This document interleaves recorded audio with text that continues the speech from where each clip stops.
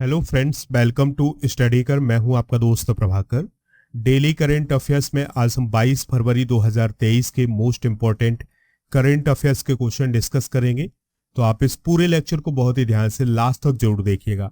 Last में आपसे एक क्वेश्चन पूछा जाएगा जिसका आंसर आपको कमेंट बॉक्स में देना है। दोस्तों, अगर आप स्टडी कर पर पहली बार आए हैं तो सब्सक्राइब कर लें और बेल आइकन भी दबा लें, जिससे आपको समय पर सबसे पहले नोटिफिकेशन मिल सकेगा। हमारे जितने भी सोशल मीडिया प्लेटफॉर्म है उन पर भी आप हमें सब फॉलो कर लें। सभी का लिंक डिस्क्रिप्शन बॉक्स में दिया गया है। सबसे पहले हम कल के करंट अफेयर्स को रिवाइज करते हैं, फिर आज के क्वेश्चन डिस्कस करेंगे। कल का पहला क्वेश्चन है, झींगा मेला किस राज्य में शुरू किया गया है? तो यह पंजाब में शुरू किया गया है। विश्व हिंदी सम्मेलन किस देश में संपन्न हुआ है? तो दोस्तों, विश्व हिंदी सम्मेलन अभी हाल ही में फिजी में संपन्न हुआ है और फिजी का जो नाडी शहर था वहां पर इसका आयोजन किया गया है। दक्षिण अफ्रीका से 12 चीते कोनो पालमपुर राष्ट्रीय उद्यान में लाए गए हैं। यह किस राज्य में स्थित है? तो यह मध्य प्रदेश में स्थित है। भारतीय थल सेना के उप प्रमुख कौन बने हैं? तो वह बने हैं MB सुचेंद्र कुमार। दोस्तों, उन्होंने BS राजू का स्थान लिया है। और याद रखिएगा, भारतीय थल सेना के जो प्रमुख हैं वो है मनोज पांडे। तुलसीदास बलराम का निधन हो गया है, वह किस खेल से संबंधित थे? तो वह फुटबॉल से संबंधित थे, उनका हाल ही में निधन हो गया है। विश्व पेंगोलिन दिवस 2023 कब मनाया गया है? तो यह 18 फरवरी को मनाया गया है। दुनिया का दूसरा सबसे प्रदूषित शहर कौन बना है? मुंबई बना है। और दोस्तों, दुनिया का सबसे प्रदूषित शहर कौन है? वह है लाहौर, जो कि पाकिस्तान में है। धर्म गार्जियन प्रशिक्षण अभ्यास भारत और किस देश के बीच शुरू हुआ है? तो यह भारत और जापान के बीच शुरू हुआ है। इयोन मॉर्गन किस देश के लिए क्रिकेट खेलते थे, जिन्होंने अभी हाल ही में संन्यास की घोषणा की है? तो वह इंग्लैंड के लिए क्रिकेट खेलते थे, उन्होंने अभी हाल ही में क्रिकेट से संन्यास की घोषणा की है। यूट्यूब के नए CEO कौन बने हैं? नील मोहन बने हैं। दोस्तों, नील मोहन भारतीय अमेरिकी है, यानी इंडो अमेरिकन है। आज का पहला क्वेश्चन है, किस टीम ने 2023 का रणजी ट्रॉफी खिताब जीता है? तो यह सौराष्ट्र ने जीता है। दोस्तों, सौराष्ट्र ने दूसरी बार रणजी ट्रॉफी खिताब जीतने का कारनामा किया है और सौराष्ट्र ने पश्चिम बंगाल को 9 विकेट से हराया है। याद रखिएगा कि जो फाइनल मुकाबला हुआ था वो ईडन गार्डन में हुआ था, जो कि कोलकाता में है। सौराष्ट्र के कप्तान थे जयदेव उनादकट, तो उन्होंने 9 विकेट लिए थे फाइनल मुकाबले में। इसके लिए उन्हें मैन ऑफ द मैच चुना गया, जबकि अर्पित वासवदा जो थे उन्हें player of the Ranji season 2023 चुना गया है। दोस्तों, सौराष्ट्र ने पहली बार 2019-20 में रणजी ट्रॉफी का खिताब जीता था और पिछला सीजन यानी 2022 का जो सीजन था वो किसने जीता था? तो याद रखिएगा, वो मध्य प्रदेश ने जीता था। रणजी ट्रॉफी की बात कर लेते हैं तो इसका पहला टूर्नामेंट 1934 में खेला गया था और दोस्तों 4 नवंबर 1934 को पहला मैच चैपक ग्राउंड में मद्रास और मैसूर के बीच खेला गया था।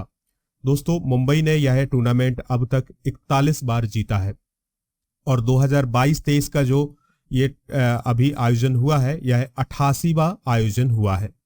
दोस्तों, इस ट्रॉफी का नाम महाराजा रणजीत सिंह के नाम पर रखा गया है और इस ट्रॉफी में सबसे अधिक रन जो अब तक बनाए हैं वो बनाए हैं वसीम जाफर ने 10,665 रन और सबसे अधिक विकेट किसने लिए हैं? राजेंद्र गोयल ने 640 विकेट लिए हैं रणजी में। अगला क्वेश्चन है, किस बॉलीवुड अभिनेता को बाल अधिकारों के लिए यूनिसेफ का राष्ट्रीय राजदूत यानी नेशनल एम्बेसडर नॉमिनेट किया गया है? तो दोस्तों, अभी हाल ही में आयुष्मान खुराना को यूनिसेफ का राष्ट्रीय राजदूत नॉमिनेट किया गया है। तो आयुष्मान खुराना को बाल अधिकारों के लिए यूनिसेफ का राष्ट्रीय राजदूत नॉमिनेट किया गया है। आयुष्मान को 2020 में बच्चों के खिलाफ हिंसा को समाप्त करने और बाल अधिकारों को बढ़ावा देने की वकालत करने के लिए यूनिसेफ इंडिया के सेलिब्रिटी एडवोकेट के रूप में नियुक्त किया गया था। बात कर लेते हैं यूनिसेफ की। तो दोस्तों, इसका फुल फॉर्म होता है यूनाइटेड नेशन चिल्ड्रंस फंड। इसका मुख्यालय न्यूयॉर्क शहर में है, जो कि अमेरिका में है और इसे 1965 में शांति के लिए नोबेल पुरस्कार से भी सम्मानित किया गया था। दोस्तों, यूनिसेफ जो है बच्चों और महिलाओं के लिए कार्य करने वाली सबसे बड़ी संस्था है। आपके लिए एक इन्फॉर्मेशन है कि अगर आप मध्य प्रदेश के किसी भी एग्जाम की तैयारी कर रहे हैं या फिर दोस्तों एसएससी बैंक की किसी भी एग्जाम की तैयारी कर रहे हैं तो उसके लिए मॉक टेस्ट हमारे ऐप पर उपलब्ध है। ऐप का लिंक डिस्क्रिप्शन बॉक्स में दिया गया है, तो दोस्तों आप ऐप जरूर डाउनलोड करें।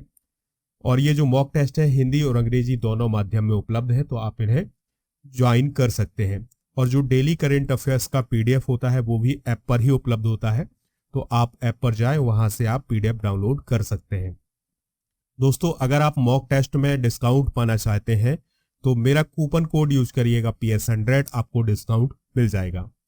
अगला क्वेश्चन है, मोसी सेकेंड सैन्य अभ्यास किन देशों के बीच आयोजित किया जा रहा है? तो दोस्तों मोसी सेकेंड सैन्य अभ्यास जो है वो रसिया और चाइना के बीच आयोजित किया जा रहा है, ठीक है। और इसमें साउथ अफ्रीका ने भी हिस्सा लिया है। अब साउथ अफ्रीका ने हिस्सा क्यों लिया है? क्योंकि जो साउथ अफ्रीका है ये चाइना का सबसे बड़ा द्विपक्षीय व्यापारिक साझेदार माना जाता है।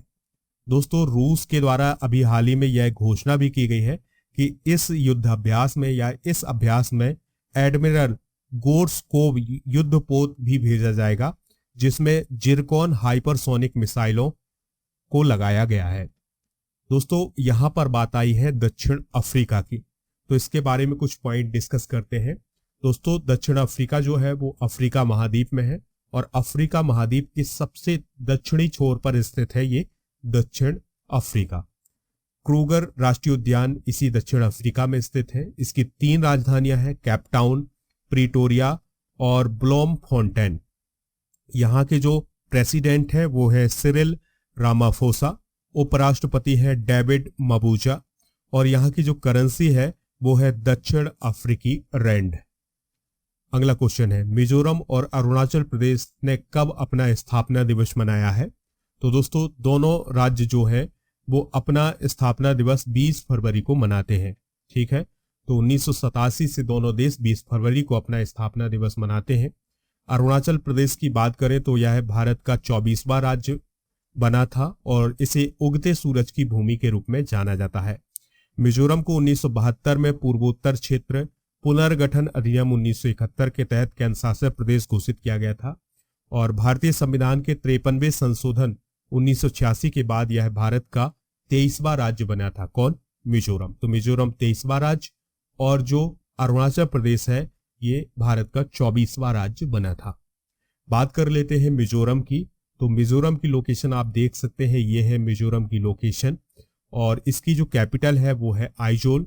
और दोस्तों मिजोरम जो है वो मिजो और रम शब्द से बना है या मिजो और राम शब्द से बना है। तो मिजो जो है वहां के मूल निवासी कहलाते हैं और राम का अर्थ होता है मिजो भाषा में भूमि, यानी मिजो लोगों की जो भूमि है उसे मिजोरम बोला जाता है। इसकी सीमाएं जो है त्रिपुरा, असम और मणिपुर से लगती हैं। इसके अलावा बांग्लादेश और म्यांमार की सीमा भी मिजोरम से लगती है। अरुणाचल प्रदेश की जो राजधानी है वो है ईटानगर। और दोस्तों अरुणाचल प्रदेश भूटान और चाइना के साथ अपनी सीमा साझा करता है। इसके अलावा नागालैंड और म्यांमार के साथ भी इसकी सीमा है और असम के साथ भी इसकी सीमा है। और अरुणाचल प्रदेश का राज्य पक्षी जरूर याद रखिएगा, क्या है? हॉर्नबिल। 21 से 23 फरवरी 2023 तक कहां 18वीं विश्व सुरक्षा कांग्रेस का आयोजन किया जा रहा है? तो दोस्तों इसका आयोजन जयपुर में किया जा रहा है। कहां पर किया जा रहा है? जयपुर में। थीम क्या है? Railway security strategy, responses and vision for future इसकी थीम है, ठीक है। तो ये पॉइंट जो है नोट कर लीजिएगा। इंटरनेशनल यूनियन ऑफ रेलवे और रेलवे सुरक्षा बल यानी आरपीएफ के द्वारा इसका आयोजन किया जा रहा है। वर्तमान में अगर हम बात करें तो इंटरनेशनल यूनियन ऑफ रेलवे सुरक्षा मंच का अध्यक्ष कौन है? भारत है। दोस्तों आरपीएफ इससे पहले 2006 और 2015 में नई दिल्ली में अंतरराष्ट्रीय इंटरनेशनल यूनियन ऑफ रेलवे सुरक्षा कांग्रेस का आयोजन कर चुका है। बात कर लेते हैं यहां पर रेलवे सुरक्षा बल की यानी आरपीएफ की। तो दोस्तों यह यात्रियों और भारतीय रेलवे की जो संपत्ति है उसकी सुरक्षा करता है और यह रेलवे सुरक्षा बल अधिनियम 1957 के द्वारा स्थापित किया गया था। यह रेल मंत्रालय के अंतर्गत काम करता है और इसके महानिदेशक है संजय चंदर। अगला क्वेश्चन है, जीएसटी परिषद की 49वीं बैठक कहाँ हुई है? तो अभी हाल ही में जीएसटी परिषद की 49वीं बैठक नई दिल्ली में आयोजित की गई है। दोस्तों, इसकी अध्यक्षता किसने की है? वित्त मंत्री निर्मला सीतारमण जी के द्वारा इसकी अध्यक्षता की गई है। जो जीएसटी परिषद होती है, इसके कार्य क्या होते हैं? तो यह जीएसटी से संबंधित महत्वपूर्ण मुद्दों पर केंद्र और राज्यों को सिफारिश करती है, और जीएसटी परिषद जो है वो जीएसटी के विभिन्न जो रेट होते हैं या रेट स्लैब होते हैं उसका निर्णय भी लेती है। अगला क्वेश्चन है, 49वां खजुराहो नृत्य महोत्सव किस राज्य में आयोजित किया जा रहा है? तो यह मध्य प्रदेश में आयोजित किया जा रहा है। दोस्तों, जो खजुराहो नृत्य महोत्सव है इसका आयोजन खजुराहो में ही होता है, जो कि छतरपुर जिले के अंतर्गत आता है। तो इसका आयोजन 20 फरवरी से शुरू हुआ है, 26 फरवरी को इसका समापन होगा। और दोस्तों, यह हर साल आयोजित किया जा रहा है और इसका इस साल यानी 2022 में 49वां संस्करण हो रहा है। दोस्तों, इसमें जो नृत्य की जो जितनी कलाएं होती हैं उनका इसमें प्रस्तुतिकरण होता है। अगला क्वेश्चन है, अंतर्राष्ट्रीय इंजीनियरिंग और तकनीकी मेला किस स्थान पर आयोजित किया जा रहा है? तो यह नई दिल्ली में आयोजित किया जा रहा है। तो इसका राइट आंसर होगा नई दिल्ली। दोस्तों, राष्ट्रपति द्रौपदी मुर्मू ने अंतर्राष्ट्रीय इंजीनियरिंग और तकनीकी मेले का उद्घाटन किया है और इस मेले का आयोजन भारतीय उद्योग परिसंघ के द्वारा आयोजित किया जा रहा है। दोस्तों, बात कर लेते हैं भारतीय उद्योग परिसंघ की। तो यह एक गैर सरकारी व्यापार संघ और वकालत समूह है। यह सदस्यता आधारित संगठन है। इसके अध्यक्ष संजीव बजाज है। स्थापना 1895 में हुई थी। इसका मुख्यालय नई दिल्ली में है। अगला क्वेश्चन है, भारत सरकार के द्वारा पहला वेस्ट टू हाइड्रोजन संयंत्र कहाँ स्थापित किया जाएगा? तो यह पुणे में स्थापित किया जाएगा। तो भारत सरकार के द्वारा पुणे में 430 करोड़ रुपए की लागत से पहला वेस्ट टू हाइड्रोजन संयंत्र स्थापित किया जाएगा। दोस्तों, याद रखिएगा, वेस्ट टू हाइड्रोजन संयंत्र का मतलब यह है कि कचरे से हाइड्रोजन बनाई जाएगी। ठीक है, तो एक कंपनी है जिसका नाम है ग्रीन बिलियन लिमिटेड। तो इसके द्वारा जो पुणे नगर निगम है उसके साथ 30 साल के लिए एग्रीमेंट किया गया है और इसका उद्देश्य है रोजाना 350 टन ठोस कचरे का उपचार करना और इस 350 टन ठोस कचरे से 10 टन हाइड्रोजन का उत्पादन किया जाएगा। अगला क्वेश्चन है, बलिपा नारायण भागवत का निधन हो गया है, वह कौन थे? तो दोस्तों, वह एक गायक थे, उनका हाल ही में निधन हो गया है। उन्हें थैंकू बिट्टू यक्षगान में एक बहुमुखी गायक के रूप में जाना जाता था। वह 100 से अधिक यक्षगान प्रसंगों में पारंगत थे। वे कातिल दुर्गा परमेश्वरी प्रसादी यक्षगान मंडली के प्रमुख भागवत थे। उन्होंने यक्षगान साहित्य के इतिहास में एक महत्वपूर्ण उपलब्धि हासिल की है। तो दोस्तों, याद रखिएगा, बलिपा नारायण भागवत जो थे वो यक्षगान से रिलेटेड थे। अब आपसे एक क्वेश्चन पूछा जा रहा है जिसका आंसर आपको कमेंट बॉक्स में देना है। किस टीम ने 2023 का रणजी ट्रॉफी खिताब जीता है? पश्चिम बंगाल, मुंबई, सौराष्ट्र या उत्तर प्रदेश? जो भी इसका राइट आंसर हो कमेंट बॉक्स में जरूर बताइएगा। पीडीएफ अगर आपको डाउनलोड करना है तो पीडीएफ मिलेगा ऐप पर। ऐप का लिंक डिस्क्रिप्शन बॉक्स में दिया गया है। लेक्चर पसंद आया हो तो आप इसे लाइक कर दें और शेयर करें सभी दोस्तों को सभी सोशल मीडिया प्लेटफॉर्म पर।